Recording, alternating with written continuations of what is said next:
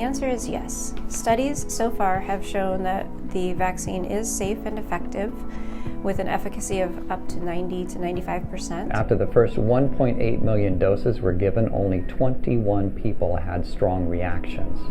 That's about 1 in 100,000 chance of having a strong reaction to the vaccine. If there were significant problems that we were going to see with this vaccine, we would know about it by now. Follow-up studies so far are not showing a tendency to creating any other disease or making other conditions worse. So yes, it is safe to get the vaccine.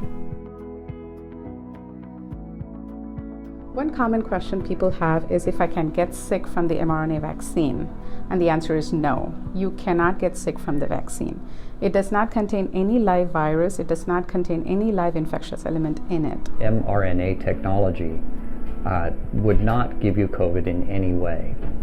Of course, you are getting a vaccine, and the vaccine will stimulate your immune system. So you'll have muscle soreness where you get the injection. You may have headache and fatigue and not feel quite well for some time after the injection, and it's true, more so after the second than the first vaccine. Similar to sometimes what people feel from flu shots, where you feel maybe a little bit achy and a little bit tired for 24 hours, but that was very short-lived. And those are all harmless side effects, indicating that the vaccine is working and your immune system is actually producing those antibodies. Knowing that you're creating antibodies and creating that protection that you need against coronavirus.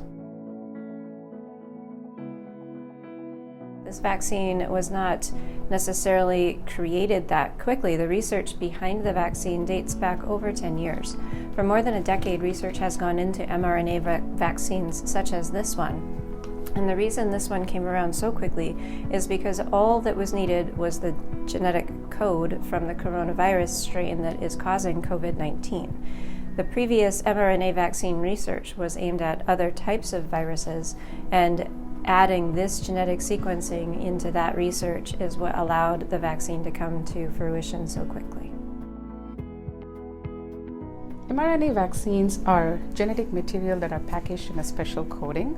This special coating allows the mRNA to enter inside the cell near the site of the immunization. It utilizes a messenger RNA. That's something that is created from DNA or from RNA, and that goes to send a message to a cell to create a protein called spike protein, which is harmless and it's unique to COVID-19. The messenger RNA is then taken away. It is degraded and eaten up by your body. It's decomposed by your body. So for people who are fearing if this mRNA is going to alter the cell's genetic material, it never enters the nucleus. It never does anything to your own genetic material. The body is left just with these spike proteins, and that's what our immune system can create antibodies against. The immune system recognizes those as foreign or not ours, and the next time the body sees spikes on a virus like that, it attacks that virus and does not allow it to enter our body to replicate.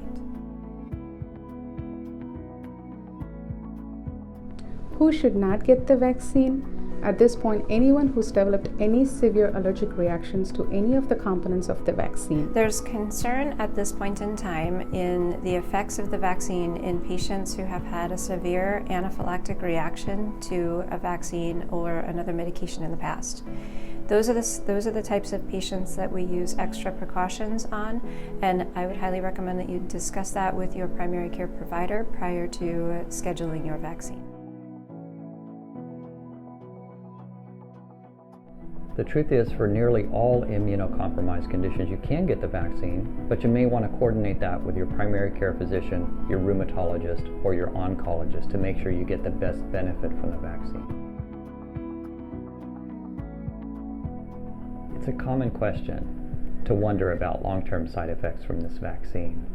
And since we've given out millions of doses of vaccine, you'll see news reports and teasers about people that have had side effects from the vaccines. Interestingly though, the vaccines are really quite safe, and they're being studied better than any vaccine in the past, both before they were marketed and after they were marketed. While it is a new product and we may not know the long-term ramifications, the other side of this is that similar vaccines have been in development for over a decade.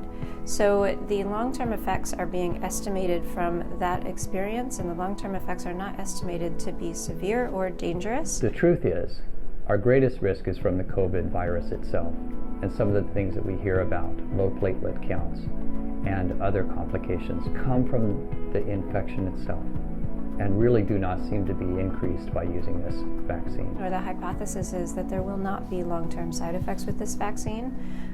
So as far as we can tell at this point in time, it is completely safe. To get the best protection from these vaccines, you need 2 doses, about 3 or 4 weeks apart, depending on which vaccine you're going to be receiving. The first dose primes the immune system, makes it recognize the virus. The second dose boosts and strengthens the response. In the trials, the combination of 2 doses provided more than 95% efficacy in reducing the incidence of severe COVID virus infection. The simple fact is, if you remember when you were a kid and you got all of your vaccine sequences, each one had more than 1 dose. And that's the same for us as adults. This is a brand new vaccine, and that's why we need to train our bodies to respond. And that is why it needs 2 doses. How important is the second dose? Well, it is important. This is a unique infection. You and the people around you have never had COVID before. And in order to be better immunized or resistant to the virus, you really need a booster.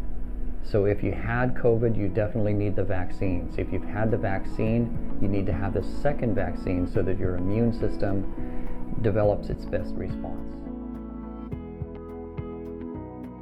Herd immunity or community immunity occurs when a large percentage of the population, Over 70% of the population, is immune to a disease, either from vaccination or from prior illness. if we have immunity in that portion of the population, there's less likelihood that that remaining percent that has not been exposed to the virus would develop a severe illness. Herd immunity can be achieved either by actual infection or by vaccination. When a large population gets immune, it becomes impossible to transmit the infection from one person to the other. And this actually protects the vulnerable population who cannot get vaccinated, like babies, immunocompromised people. For those patients who have had COVID that get the vaccination, for those patients who have not had COVID and get the vaccination, that is where we will achieve the herd immunity so that we can make sure that all of our population is protected. Achieving herd immunity by the actual infection, however, can be dangerous because this COVID-19 virus infection can cause severe illnesses, hospitalizations, and deaths. A much safer way to achieve herd immunity is by vaccination. Some people have asked if it is okay to wait until a later time to get the vaccine. And while that's not a terrible thing to do, the fact is that the sooner we have most people vaccinated and reach that number of herd immunity that we've heard so much about, the sooner we can rest a little bit easier and get back to business, get our kids back in school, and get things a little bit more back toward what normal is supposed to look like. It's understandable to be a little bit anxious about the vaccines, but most healthcare providers have already had the vaccine. We are all very supportive of it and encourage all of our patients, especially those at high risk, to get the vaccine as soon as they have the opportunity.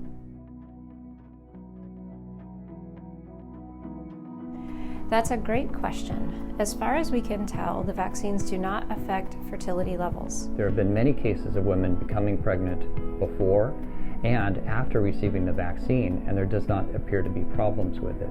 Similarly, animal studies are being done actively looking to see if this affects fertility, and we're not seeing that happening. The American College of Obstetrics and Gynecology believes that getting the vaccine should be a woman's individual choice. Several experts agree that there's likely little risk to having the vaccine if you're pregnant, and more risk to getting COVID if you're pregnant. And so a woman should talk with her doctor and talk with her OB about these issues and decide for herself.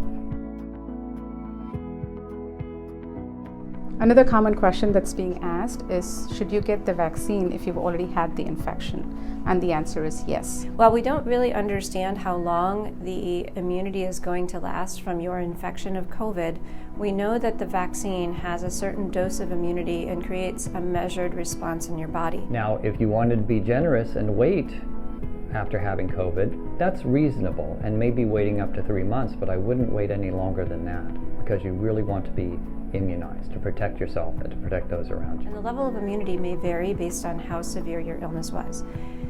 The vaccine creates a measured response. Researchers know how much vaccine to give you and how much response that creates in an individual. And so it's safer and more predictable of the outcome if you get the vaccine rather than just rely on your natural immunity. So although rare, it's possible that you may get the infection again even after you've had COVID-19 infection in the past. For this reason, at this point, we do recommend that you still get the vaccine even if you've had the infection before.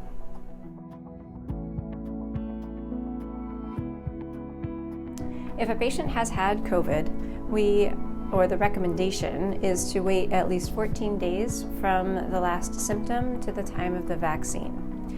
The patients who have had COVID that then go on to be vaccinated, there's an estimation that those patients will have even better protection against COVID. If you've had COVID-19 and you've been treated with either a monoclonal antibody treatment or with convalescent plasma treatment, then you should wait for at least 90 days before you get the COVID-19 vaccine.